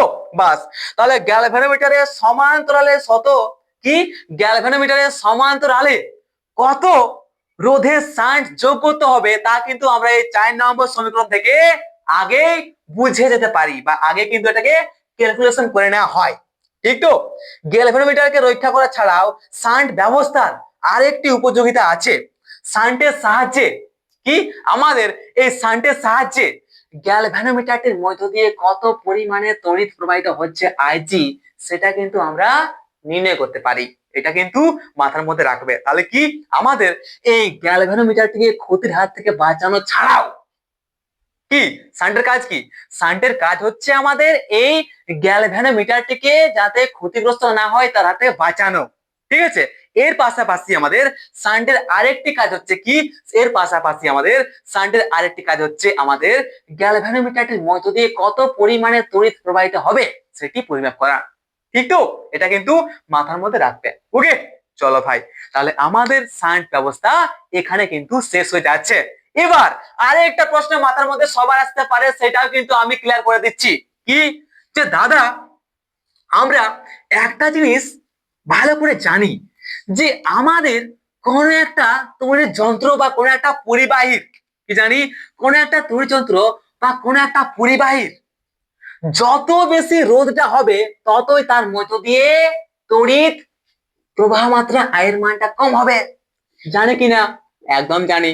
তাহলে আমাদের যাদের বেশি বড় দিমাগ তারা ভাববে যে দাদা আমাদের এই গ্যালভানোমিটারটার যে রোধটা আছে না, আরটা, সেই গ্যালভানোমিটারটির রোধ আমরা যদি, মানে গ্যালভানোমিটারটির রোধ আমরা ধরছি কি, আমাদের জি ধরছি। ওকে, তাহলে কি বলতে পারি যে আমাদের গ্যালভানোমিটারটির রোধ আমরা যত বেশি বাড়ায় দিব ততই তার মধ্য দিয়ে কম পরিমাণে তড়িৎ প্রবাহিত হবে। আর যতই আমাদের একটি গ্যালভানোমিটারের মধ্য দিয়ে তড়িৎ কম পরিমাণে প্রবাহিত হবে ততই কি আমাদের গ্যালভানোমিটারটি আর বেশি ক্ষতিগ্রস্ত হবে না। বলতে পারে কিনা, এটা তোমাদের মাথায় আসছে কিনা? যদি না আসে না তাহলে তোমরা কিন্তু বেশি আর ইন্টেলিজেন্ট নয়। ওকে, এটা কিন্তু অবশ্যই মাথায় আসা উচিত যে আমরা যখন জানি যে আমাদের তড়িৎযন্ত্র বা পরিবাহীর রোধ যত বেশি হয় ততই আমাদের ওই পরিবাহের মধ্য দিয়ে বা ওই তড়িৎ যন্ত্রের মধ্য দিয়ে তড়িৎ প্রবাহের মানটা কম হয়। তাহলে কি হবে, তাহলে আমরা যদি আমাদের গ্যালভানোমিটারটির রোধ অনেক বেশি পরিমাণে বাড়ায় দিই তাহলে আমাদের ওই গ্যালভানোমিটারটির মধ্য দিয়ে অনেক কম পরিমাণে কি হবে, তড়িৎ প্রবাহিত হবে। তাহলে কি হবে, আমাদের ওই গ্যালভানোমিটারটি আর কিন্তু ক্ষতিগ্রস্ত হবে না। এটা মাথার মধ্যে চলছে। কিন্তু এখানে একটা অসুবিধা রয়েছে। কি অসুবিধা? যদি আমরা আমাদের এই গ্যালভানোমিটারটির রোধটা বাড়ায় দিই তাহলে আমাদের পুরা বর্তনীর মধ্য দিয়ে যে তড়িৎ প্রবাহিত হচ্ছে সেই তড়িৎ প্রবাহের মানটা এই বর্তনীটার মধ্যে কমে যাবে কি নাই? কমবে কি নাই? নিশ্চয়ই কমে যাবে। যাবে তো? একদম। যখনই আমরা এই গ্যালভানোমিটারটির রোধের মানটা বাড়ায় দিব তখন কি করবে আমাদের প্রবাহ মাত্রাকে বাধা দিবে। আর আমাদের গ্যালভানোমিটারটি বাধা দিবে মানে কি আমাদের পুরো তড়িৎ বর্তনীর মধ্যে যে রোধটা পুরো তড়িৎ বর্তনীর মধ্যে যে কারেন্টটা ফলো করবে সেই কারেন্টের মানটাই অনেক হ্রাস হয়ে যাবে। মানে কি আমরা রোধটা বাড়ানিয়ে কিছু ফায়দা পাবো না। ঠিক আছে কেউ একদম ঠিক। তার জন্য কিন্তু আমরা আমাদের গ্যালভানোমিটারটির সমান্তরাল সমবায়ে আমরা একটি কম মানের রোধক বা শান্ট ব্যবহার করে থাকি। যখনই আমরা শান্ট ব্যবহার করি সেই শান্টের কি হয় রোধের মানটা কিন্তু খুবই কম। সেই শান্টের রোধের মানটা কিন্তু খুবই কম, বলতে পারি তো একদম ঠিক। তার জন্য কি হয় আমাদের সমান্তরাল সমবায়ে যে তুল্য রোধ সেটা কিন্তু আমাদের অ্যাসের থেকে অনেক কম হয়। আর যত বেশি রোধ কম হয় তত কি হয় তার মধ্য দিয়ে আমাদের তড়িৎ প্রবাহের মানটা কিন্তু বেশি হয়। মানে আমাদের এই শান্ট এবং আমরা এই শান্টটিকে আমাদের গ্যালভানোমিটারের সঙ্গে সমান্তরাল সমবায়ে যুক্ত করছি বলে কিন্তু সেই তড়িৎ বর্তনীর মধ্যে আমাদের তড়িৎ প্রবাহের মাত্রাটা সীমিত বা বজায় আছে। ঠিক বাস, তাহলে আমরা এখানে কিন্তু শান্ট ব্যবস্থা খতম করছি। এরপর যদি এখান পর্যন্ত আমাদের কোথাও কোনো রকম প্রবলেম বা ডাউট থেকে যায় তো প্লিজ কমেন্ট আমাকে জানাবি। আর আবার বলছি পুরো কমেন্ট বক্স খালি আছে, ঠিক তো? বাস বাস বাস, তাহলে চলো এরপর আমাদের একটি বর্তনীতে সংযুক্ত অ্যামিটার ও ভোল্ট মিটার সম্পর্কে জানা যাক। আশা করি এখন পর্যন্ত কোথাও কোনো প্রকারের প্রবলেম নাই। ওকে চলো চলো চলো চলো, ঘুম পাচ্ছে তো বলো। ওকে ঠিক আছে, তাহলে চলো এবার দেখা যায় কি আমাদের বর্তনীতে বর্তনীতে সংযুক্ত অ্যামিটার ও ভোল্ট মিটার। বাস বাস বাস, তো এবারে প্রথম আসবো আমরা কি আমাদের অ্যামিটার কি এবং আমাদের ভোল্ট মিটার কি। তো একটা কথা জেনে রাখো কি যে আমাদের কি কোন একটা তড়িৎ বর্তনী আছে। এবার সেই তড়িৎ বর্তনীতে তড়িৎ বর্তনী তখনই হয় যখন একটা কি হয় একটা তড়িৎ উৎস থাকে, ব্যাটারি বা তড়িৎ কোষ থাকে। ঠিক তো ভাই একদম ঠিক। এরপর সেখানে কোথাও কোনো পরিমাণে কি থাকে আমাদের রোধ থাকে। এটা হচ্ছে কি আমাদের তড়িৎ বর্তনী। তো দেখো আমাদের অ্যামিটারের কাজ কি, দেখো আমাদের অ্যামিটার আর কিছুই নয়, আমাদের কোন একটা তড়িৎ বর্তনীতে কত পরিমাণে আমাদের তড়িৎ প্রবাহিত হচ্ছে বা আমাদের কোন একটা বর্তনীতে প্রবাহ মাত্রার পরিমাপের জন্য যে যন্ত্রটি ব্যবহার করা হয় সেই যন্ত্রটিকে বলা হয় আমাদের অ্যামিটার।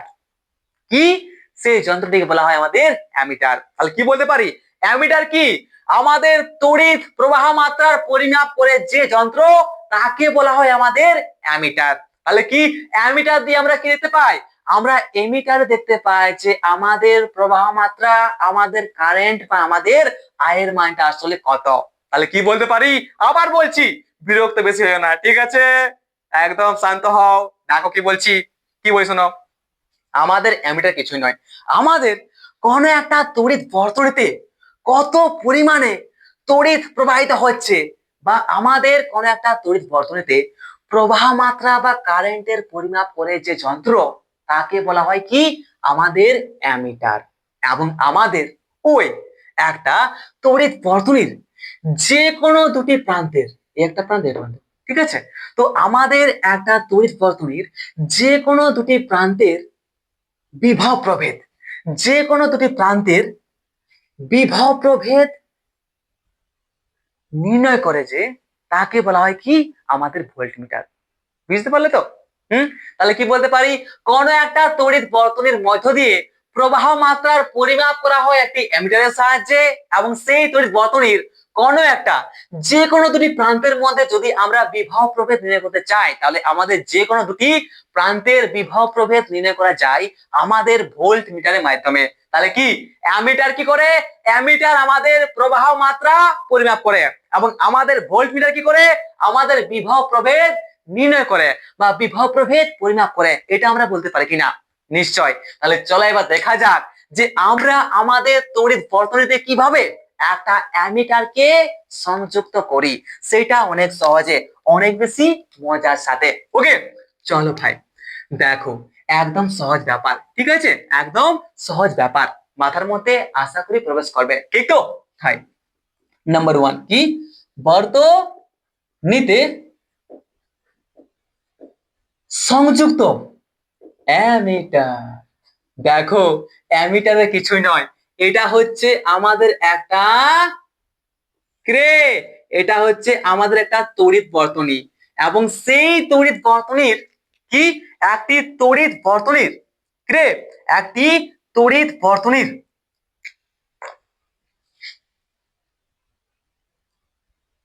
শ্রেণীতে যুক্ত হয় আমাদের একটি অ্যামিটার। এটা কিন্তু মাথার মধ্যে রাখবে। দেখো, অ্যামিটারের সংযোগ, অ্যামিটারকে বর্তনীর সঙ্গে আমাদের, এটা হচ্ছে কি অ্যামিটার, আমাদের অ্যামিটারকে, একটি অ্যামিটারকে বর্তনীর সঙ্গে শ্রেণীতে যুক্ত করা হয়। কি, বর্তনীর সঙ্গে শ্রেণীতে যুক্ত করা হয়, এটা হচ্ছে আমাদের রোধ, এটা হচ্ছে কি আমাদের একটা ব্যাটারি বা তড়িৎ কোষ, ঠিক তো? তাহলে কি বলছি দেখো, কি, বর্তনীতে সংযুক্ত অ্যামিটার। তাহলে আমাদের কি বলতে পারি, অ্যামিটারকে বর্তনীর সঙ্গে শ্রেণীতে যুক্ত করা হয়, তার ফলে কি হয়, আমাদের ওই বর্তনীর মধ্য দিয়ে যে তড়িৎ প্রবাহিত হয়, সেই তড়িৎ বা সেই প্রবাহ মাত্রা আমাদের অ্যামিটারের মধ্য দিয়ে কিন্তু যায়। আর যখনই আমাদের প্রবাহ মাত্রা আমাদের এই অ্যামিটারটির মধ্য দিয়ে যায়, তখন সেই অ্যামিটার কি দেখায়, আমাদের ওই প্রবাহ মাত্রা আয়ের ওই পার্টটিকে দেখায়। ঠিক আছে, তার জন্য কি করি, আমরা আমাদের একটি অ্যামিটারকে আমাদের একটা বর্তনীর সঙ্গে শ্রেণীতে যুক্ত করে থাকি, সে শ্রেণীতে যুক্ত করে থাকি, সিরিজ কানেকশন করে থাকি আমাদের একটি অ্যামিটারকে একটি বর্তনীর সঙ্গে, ঠিক তো? বাস, তাহলে এটাই ছিল কি আমাদের অ্যামিটার। তাহলে কি বলতে পারি, আমাদের অ্যামিটারকে বর্তনীর সঙ্গে শ্রেণীতে যুক্ত করতে হয়, এর ফলে বর্তনীর সম্পূর্ণ তড়িৎ প্রবাহ অ্যামিটারটির মধ্য দিয়ে যায়, এবং অ্যামিটারটি ওই ব্যবস্থা বা অ্যামিটারটি ওই প্রবাহের পাঠ দেয়। তবে অ্যামিটারের নিজস্ব একটি রোধ আছে, আছে কিনা, যেহেতু আমাদের অ্যামিটার হচ্ছে কি একটা তড়িৎ যন্ত্র, আর আমরা কি জানি, প্রত্যেকটা পরিবাহী, প্রত্যেকটা তড়িৎ যন্ত্রে কিন্তু একটু না একটু হলেও রোধ আছে, ঠিক তো? বাস, আমাদের কি ওই যে বাল্ব চলছে লাইটটা, সে লাইটের মধ্যে আছে, আমাদের যে ফ্যানটা আছে তার মধ্যে কি আছে, রোদ আছে, ঠিক তো? বাস, তাহলে কি বলতে পারি, যে আমাদের একটি অ্যামিটারকে বর্তনীর সঙ্গে শ্রেণীতে যুক্ত করা হয়, তার ফলে কি হয়, আমাদের সম্পূর্ণ প্রবাহ হয় আমাদের সেই অ্যামিটারটির মধ্যে দিয়ে পার হয়ে যায়। আর যখনই আমাদের প্রবাহ অ্যামিটারটির মধ্যে দিয়ে যায়, তখন আমাদের সেই অ্যামিটারটি প্রবাহ মাত্রার পাঠটি দেয়। বুঝতে পারলে? ঠিক আছে, কিন্তু আমাদের ওই অ্যামিটারের একটা নিজস্ব রোধ আছে, কি হচ্ছে, অ্যামিটারটির একটি নিজস্ব রোধ থাকে, এবং সেই রোধটার জন্য কিন্তু আমাদের প্রবাহ মাত্রা বাধা পেতে পারে। কিন্তু আমাদের যদি ওই বর্তনীতে সংযুক্ত অন্যান্য রোধের তুলনায় আমাদের ওই অ্যামিটারটির রোধের পরিমাণ অনেক কম হয়, তাহলে কিন্তু আমরা সেই জিনিসটাকে নেগলেক্টেড, ঠিক আছে, জিনিসটাকে আমরা ধরি না। বুঝতে পারলে তো? একদম নির্ভুল ভাবে, তাহলে কিন্তু আমরা কিন্তু সেটাকে প্রয়োগ করতে পারি। বুঝতে পারলে তো? একদম ঠিক। ঠিক আছে, তাহলে কি বলতে পারি, যে অ্যামিটারকে বর্তনীর সঙ্গে শ্রেণীতে যুক্ত করতে হয়, এর ফলে বর্তনীর সম্পূর্ণ প্রবাহ হয় অ্যামিটারটির মধ্য দিয়ে যায়, এবং অ্যামিটারটি ওই প্রবাহের পাঠ দেয়। তবে অ্যামিটারের নিজস্ব রোধের জন্য মূল প্রবাহ কিছুটা কমে যায়। বর্তনীর অন্যান্য রোধের তুলনায় অ্যামিটারের রোধ যথেষ্ট কম হলে অবশ্য এই অসুবিধা থাকে না, অর্থাৎ সেক্ষেত্রে মূল প্রবাহের হ্রাসকে উপেক্ষা করা যায়।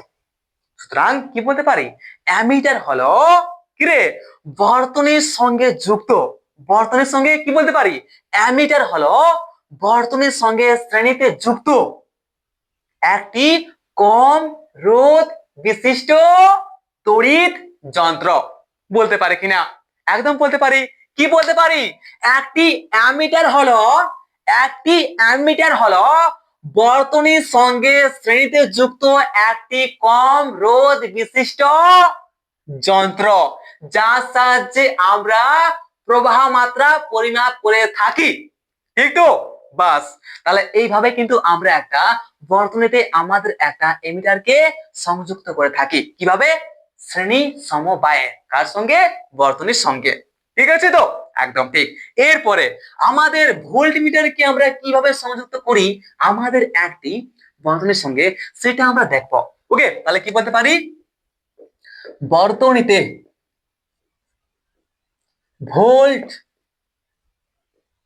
মিটার সংযোগ।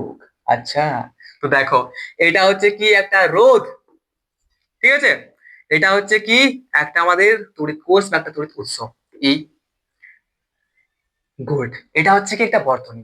তো আমরা আমাদের ভোল্ট মিটারকে বর্তনীতে কি করি বলতো, আমাদের যে দুটি বিন্দুর আমরা বিভব প্রভেদ নির্ণয় করব, সেই দুটি বিন্দুর সাথে আমরা কিন্তু সমান্তরালে, কিসে, সমান্তরাল ভাবে যুক্ত করি আমাদের ওই ভোল্ট মিটারকে, ঠিক আছে।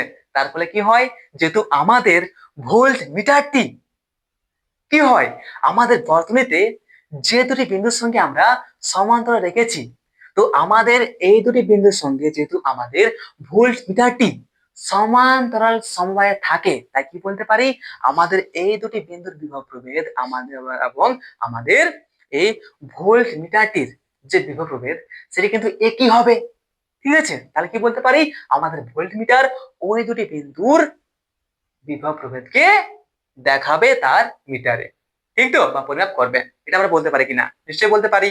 তাহলে কি বলতে পারি, দেখো আর ভি কি, আর ভি রোধ বিশিষ্ট একটি ভোল্ট মিটার নেওয়া হলো এবং বর্তনীর যে দুটি প্রান্তের বা বর্তনীর যে দুটি বিন্দুর বিভব প্রভেদ নির্ণয় করতে হবে, সেই বিন্দু দুটিতে ভোল্ট মিটারকে সমান্তরালে যুক্ত করতে হয়।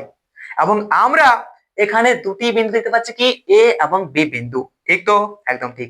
তাহলে ভোল্ট মিটারের দু প্রান্তের বিভব প্রভেদ ওই বিন্দু দুটির বিভব প্রভেদের কি হয়, সমান হয়, এবং ভোল্ট মিটারটার তারই পাঠ দেয়। কিন্তু এই ব্যবস্থা একটি অসুবিধা আছে, ভোল্ট মিটার সংযোগ করার আগে আমাদের এ এবং বি বিন্দুর যে মধ্যে রোধ ছিল আর, আচ্ছা এটা বলছেন, ঠিক তো। তাহলে কি, আমরা আমাদের একটা তড়িৎ বর্তনীর সঙ্গে আমাদের ভোল্ট মিটারকে আমরা সমান্তরাল সমবায়ে যুক্ত করি, কেন করি, কারণ কি সেটা আমরা দেখো। তো যখনই আমরা আমাদের যে দুটি বিন্দুর আমরা বিভব প্রভেদ নির্ণয় করতে চাই, আবার বলছি শোনো, আমাদের একটা তড়িৎ বর্তনীর নিয়েছি, এবার সেই তড়িৎ বর্তনীর যে দুটি বিন্দু এ এবং বি বিন্দু মনে করে নাও, তাহলে আমরা যে দুটি বিন্দুর বিভব প্রভেদ নির্ণয় করতে চাই, সেই দুটি বিন্দুর সঙ্গে আমরা সমান্তরাল সমবায়ে যুক্ত করি আমাদের একটি ভোল্ট মিটারকে। এর ফলে কি হয়, আমাদের ওই দুটি বিন্দুর যে বিভব প্রভেদ সেটা কি হয়, আমাদের ওই ভোল্ট মিটারের বিভব প্রভেদের সমান হয়। তাহলে কি বলতে পারি, আমাদের ওই দুটি বিন্দুর যে বিভব প্রভেদ তারই বিভব প্রভেদ, আমাদের ওই দুটি বিন্দুর যে বিভব প্রভেদ তারই পাঠ দেয় আমাদের ওই ভোল্ট মিটারটি।